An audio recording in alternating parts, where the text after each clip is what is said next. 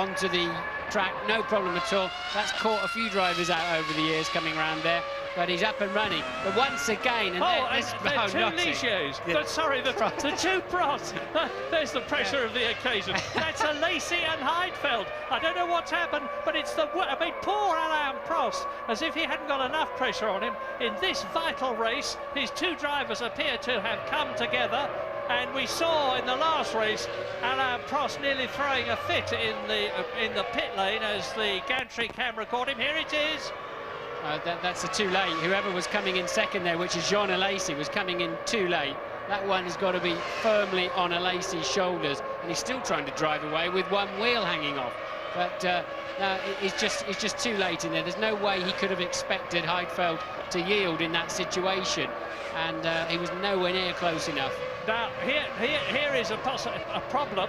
Rubens Barrichello was coming up behind that lot. Look at those shards of carbon fibre being smashed off the car. Look at them all over the circuit. Rubens Barrichello will have had to run through that lot, and it is not impossible that he could get a puncture as a result of it.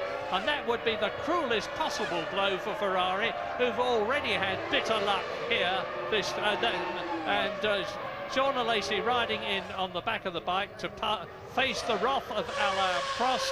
And with De La Rosa now is Louise Goodman. That's right, Murray. The McLaren's running in first and second, completed their pit stops, but the man who was running third unfortunately stood here with me in the paddock.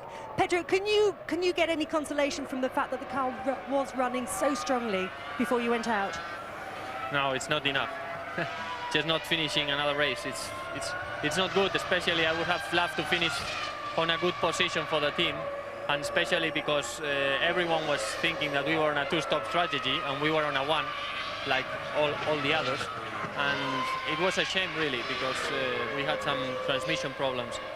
But anyway, this is motor racing, and the unfortunate thing is that it happened when we were going so well, and I was pushing very, very hard because the first pit stop was very close, and we knew some people were going to stop a little bit later. But anyway, we'll have to forget it, go to sleep, and tomorrow will be another day. Thanks, Pedro. Another very resigned and phlegmatic De La Rosa. That's his 8th retirement from 10 races.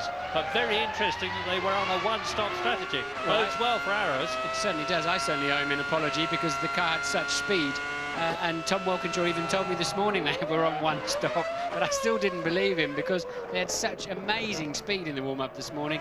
I thought, like Canada, they were running the car a little bit light, but all credit to them, they had some genuine speed around this circuit. Now, that was Rubens Barrichello as we look at his boss, Ross Brawn, and we now look at the McLaren turning inside the Minardi.